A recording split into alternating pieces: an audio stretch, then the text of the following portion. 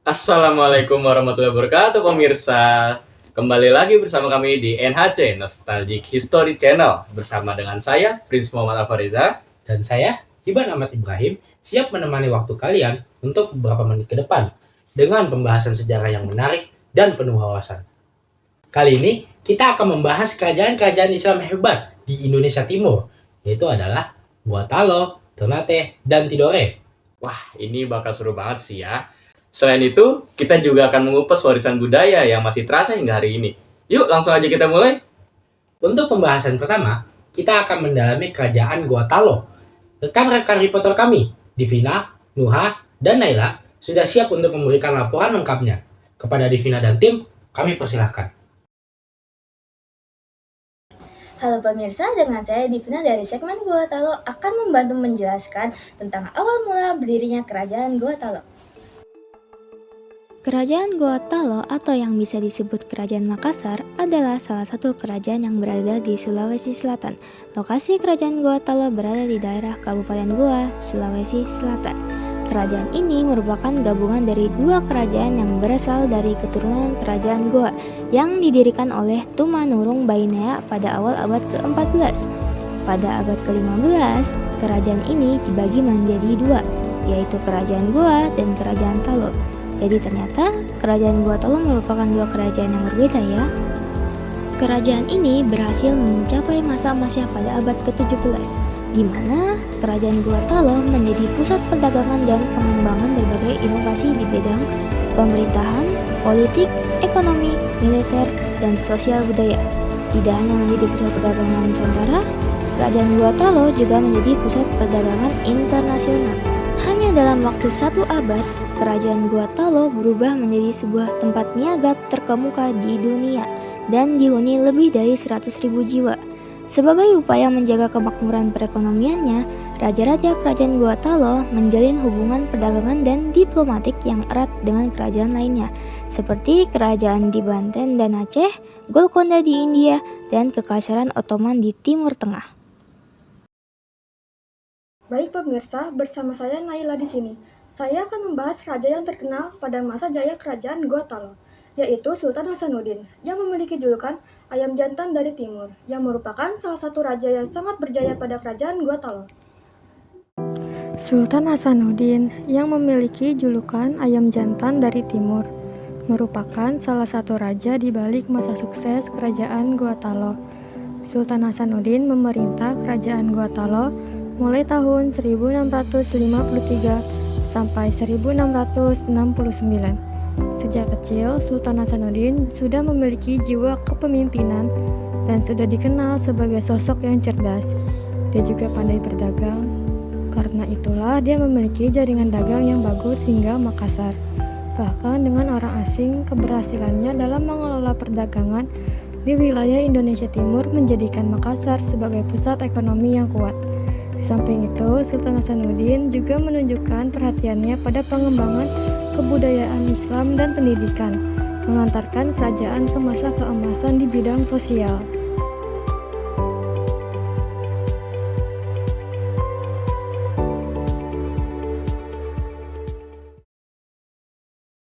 Selamat pagi pemirsa, saya Imtina Nuha. Saya akan membawa Anda untuk melihat-lihat peninggalan sejarah yang ditinggalkan oleh kerajaan Gua Talo. Pertama, ada Istana Bala Lompoa, mempunyai arti rumah besar. Bangunan ini adalah istana yang merupakan kediaman Raja Goa.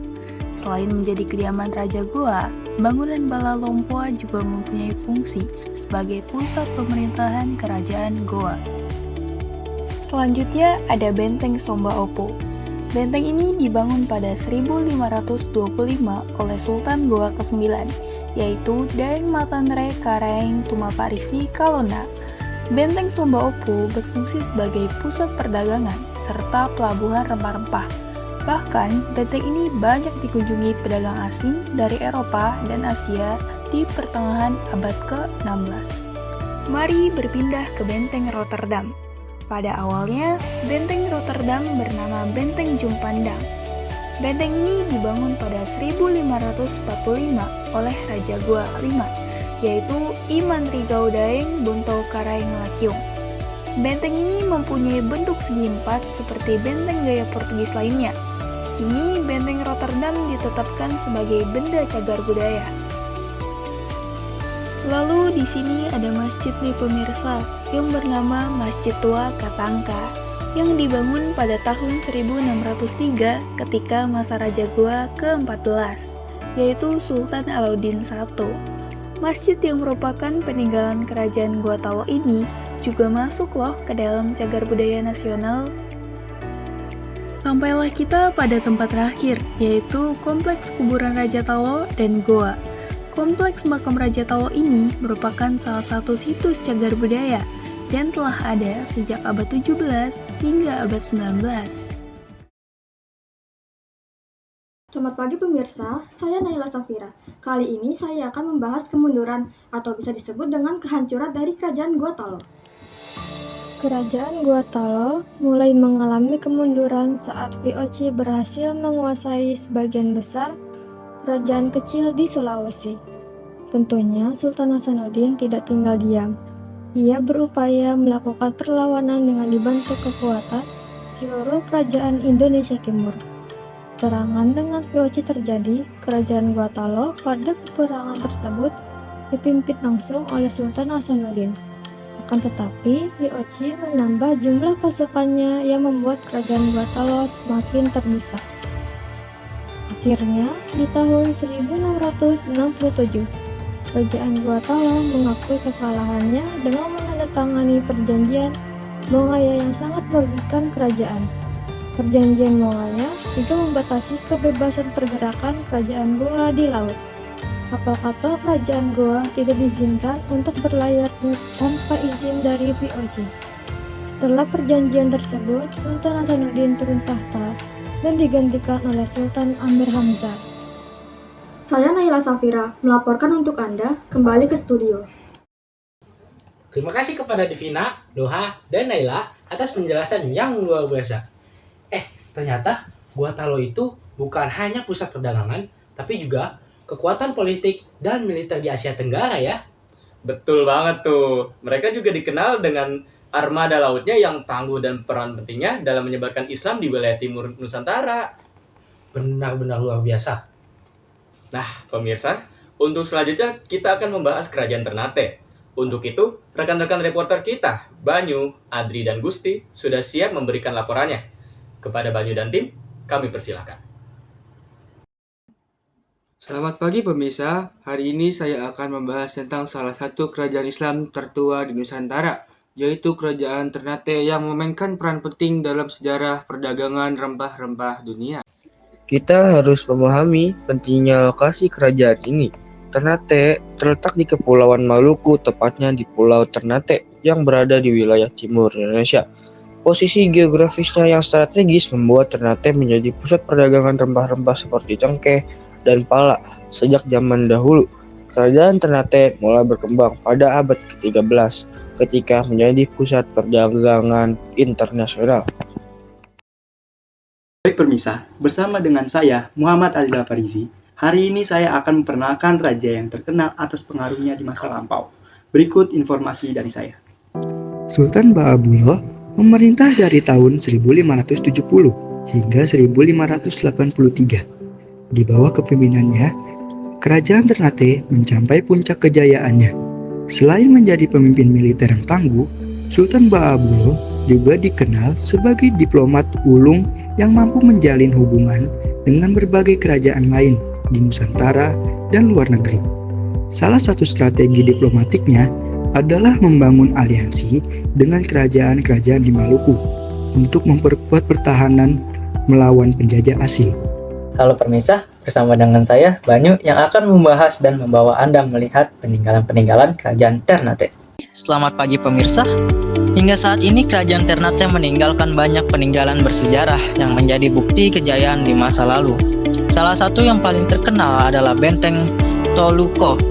Benteng ini awalnya dibangun oleh Portugis pada tahun 1540. Namun kemudian direbut oleh Kerajaan Ternate dan dijadikan simbol perjuangan melawan penjajah. Selain Benteng Toluco, ada juga Masjid Sultan Ternate yang dibangun pada abad ke-17. Masjid ini tidak hanya digunakan sebagai tempat ibadah, tapi juga sebagai pusat pendidikan agama dan budaya. Arsitektur masjid ini mencerminkan perpaduan budaya lokal dan pengaruh Islam yang kuat di wilayah tersebut. Peninggalan lain yang tak kalah penting adalah istana kerajaan yang dikenal sebagai Kedaton Sultan Ternate. Istana ini menjadi pusat pemerintahan dan simbol kekuasaan.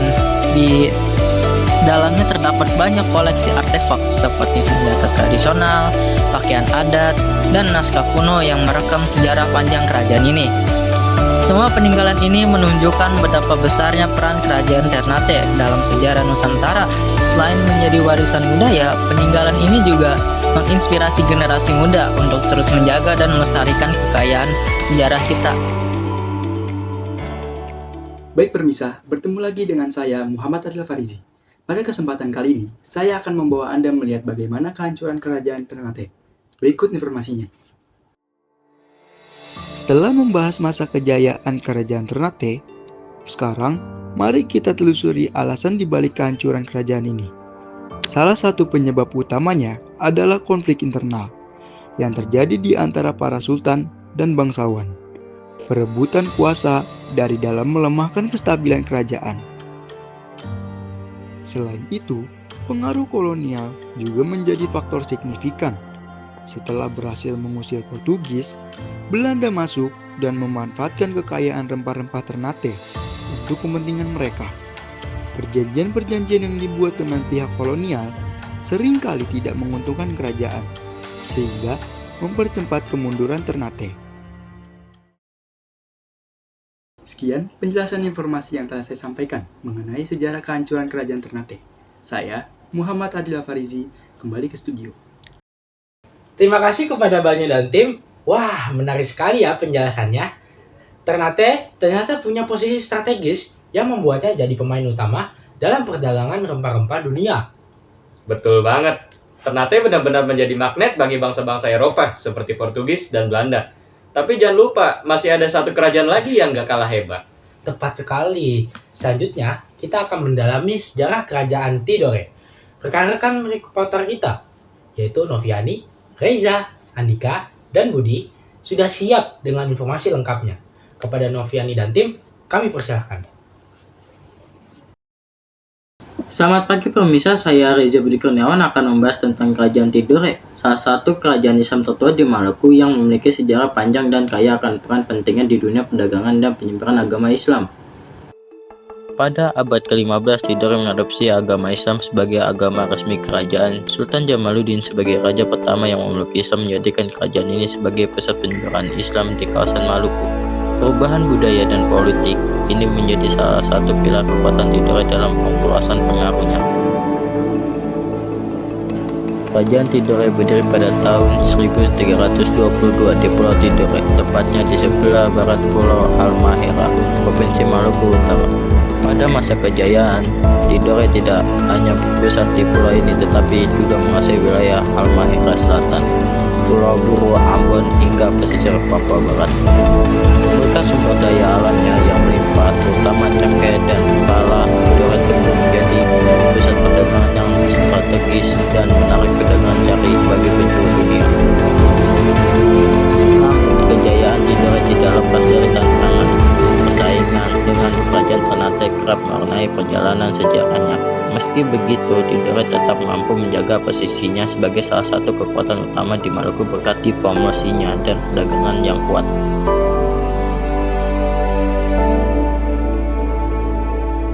Selamat pagi pemirsa, saya Noviani Putri melaporkan langsung dari Pulau Tidore. Hari ini saya akan membahas sosok raja yang terkenal sebagai pahlawan besar dari kerajaan Tidore, yaitu Sultan Duku, seorang tokoh yang tak hanya memimpin perlawanan, tetapi juga menjadi simbol nasionalisme. Pemirsa, di abad ke-18, Sultan Duku memimpin perlawanan sengit melawan penjajahan Belanda. Dengan kecakapan diplomasi, beliau menjalin aliansi strategis dengan Inggris dan kerajaan-kerajaan lokal seperti Seram dan Papua, menyatukan kekuatan melawan dominasi VOC. Pemirsa, di abad ke-18, Sultan Duku memimpin perlawanan sengit melawan penjajahan Belanda. Dengan kecakapan diplomasi, beliau menjalin aliansi strategis dengan Inggris dan kerajaan-kerajaan lokal seperti Seram dan Papua, menyatukan kekuatan melawan dominasi VOC.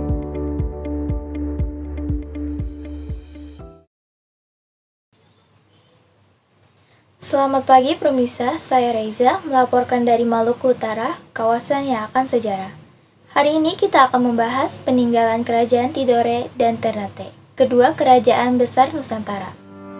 Tarian Kabasaran, situs Batu Angus, dan Gua Kaimatugu adalah beberapa contoh kekayaan budaya dan sejarah Tidore masih lestari. Istana Sultan Ternate dan Kadatokai adalah saksi bisu kejayaan masa lalu. Kini, keduanya menjadi cagar budaya yang memikat wisatawan. Pemirsa, saya Andika hadir untuk membawa Anda menyelami salah satu kerajaan maritim terbesar yang ada di Nusantara, yaitu Kerajaan Tidore. Berabad-abad yang lalu, Tidore pernah berjaya sebagai pusat perdagangan rempah-rempah, tetapi akhirnya harus menghadapi takdir yang pahit. Tidak bisa dipungkiri, persaingan antara Kerajaan Tidore dan Kerajaan Ternate menjadi salah satu faktor utama kemundurannya. Dua kekuatan besar ini terus bersaing memperebutkan dominasi jalur rempah-rempah, hingga konflik berkepanjangan pun tak terhindarkan. Diperparah dengan datangnya Portugis, Spanyol, dan Belanda ke perairan Maluku semakin memperkeruh situasi. Tidore sempat menggandeng Spanyol sebagai sekutu, tetapi setelah perjanjian Saragossa tahun 1529, Spanyol angkat kaki dari Maluku.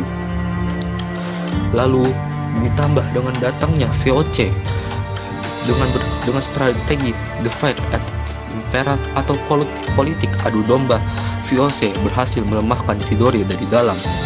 Kekuasaan kerajaan semakin terkikis hingga akhirnya Tidore dipaksa tunduk di bawah kendali Belanda.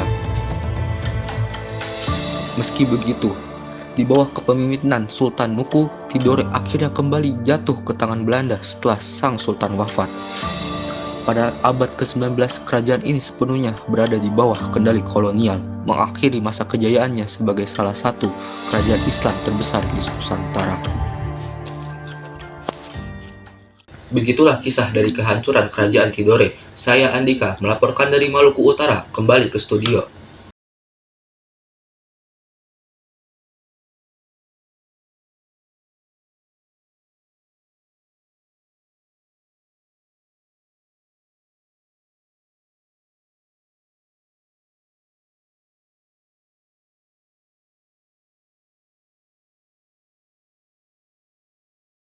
Terima kasih kepada Noviani dan tim atas laporannya.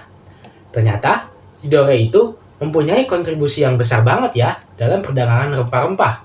Betul tuh, selain perdagangan, Tidore juga dikenal dengan hubungan diplomatiknya yang kuat, baik dengan kerajaan lokal maupun bangsa asing. Nah, pemirsa, sayangnya kita sudah berada di ujung acara. Untuk itu, terima kasih untuk pemirsa yang sudah menyaksikan program ini dari awal hingga akhir. Sampai jumpa di tayangan NHC berikutnya. Saya Prince. Dan saya Iban. Kami pamit undur diri. Wassalamualaikum warahmatullahi wabarakatuh.